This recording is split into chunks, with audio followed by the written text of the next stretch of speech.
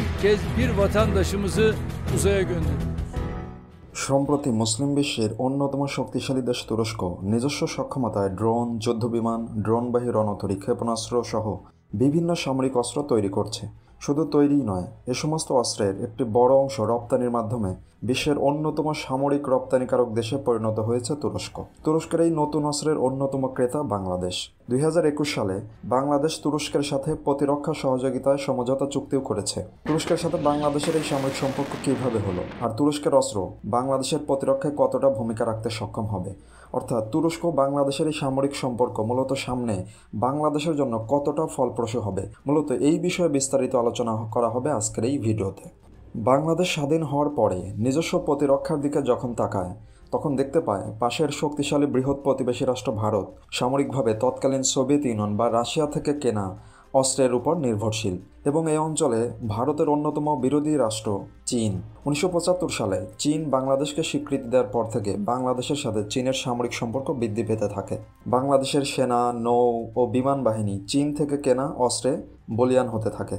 মাঝে 1997 সালে বাংলাদেশ রাশিয়ার নিকট থেকে বাংলাদেশের সবচেয়ে কার্যকরী যুদ্ধবিমান MiG-29 যুদ্ধবিমান ক্রয় করে। এছাড়া বাকি সব অস্ত্রই মূলত চীন থেকে কেনা।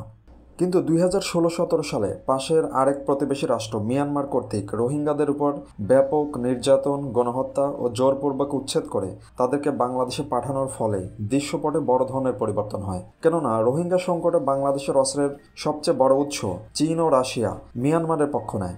এই সংকটের ফলে বাংলাদেশের সামরিক বাহিনীর ফোর্সেস গোল 2030 পরিকল্পনায় বড়সড় পরিবর্তন করা হয়। ফোর্সেস গোল 2030 ছিল মূলত বাংলাদেশের সামরিক বাহিনীকে আধুনিকীকরণের দীর্ঘমেয়াদী পরিকল্পনা। মূলত এই ফোর্সেস গোলটি নেওয়াই হয়েছিল 2008 সালের একটি ঘটনাকে কেন্দ্র করে, যেখানে বঙ্গোপসাগরে মিয়ানমার কর্তৃক বিরোধপূর্ণ সীমান্তে গ্যাস অনুসন্ধানের প্রেক্ষিতে বাংলাদেশ নৌবাহিনীর সাথে মিয়ানমার নৌবাহিনী প্রায় মুখোমুখি সংঘর্ষ বাঁধার উপক্রম হয়। কিন্তু 2017 সালে রোহিঙ্গা সংকটের পর মিয়ানমারের বিভিন্ন উস্কানিমূলক কর্মকাণ্ডের পরিপ্রেক্ষিতে এটা দেখা গেল যে বাংলাদেশের নিকট যে ধরনের চীনা ও রাশিয়ান ট্যাঙ্ক, যুদ্ধজাহাজ ও যুদ্ধবিমান আছে, মিয়ানমারের কাছেও একই ধরনের বা তার থেকে বেশি চীনা ও রাশিয়ান ট্যাঙ্ক, যুদ্ধজাহাজ ও যুদ্ধবিমান আছে। কেননা উভয় দেশ মূলত চীন ও রাশিয়ার কাছ থেকেই অস্ত্র কিনে থাকে। কিন্তু এই সময়ে ঘটে আসল টার্নিং পয়েন্ট। কেননা রোহিঙ্গা সংকটের সময় তুরস্কের প্রেসিডেন্ট এরদোগান শক্তভাবে বাংলাদেশের পাশে দাঁড়ায় ও জাতিসংঘ সহ বিভিন্ন আন্তর্জাতিক প্ল্যাটফর্মে মিয়ানমার কর্তৃক রোহিঙ্গাদের নির্যাতনের বিরুদ্ধে তুরস্ক সোচ্চার হয়। এমন সময় বাংলাদেশ সামরিকভাবে এক নতুন সম্ভাবনার দুয়ার দেখতে পায়।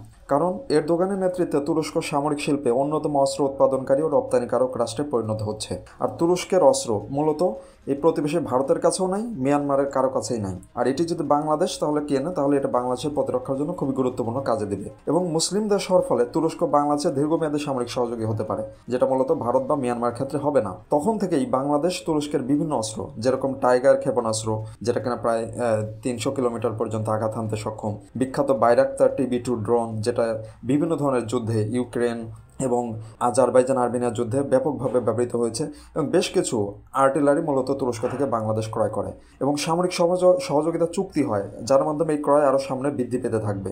এর পাশাপাশি চীন থেকে সাবমেরিন, ট্যাঙ্ক সব বিভিন্ন অস্ত্র বাংলাদেশ ক্রয় করে, এবং দেশের মধ্যেও বিভিন্ন ধরনের সামরিক ঘাঁটি মূলত বাংলাদেশ এবং অবকাঠামো নির্মাণের কারণে গত এক দশকে সামরিক র্যাঙ্কিংয়ে বিশ্বে বাংলাদেশের অবস্থান 56তম থেকে সর্বশেষ 37তম অবস্থানে পৌঁছেছে।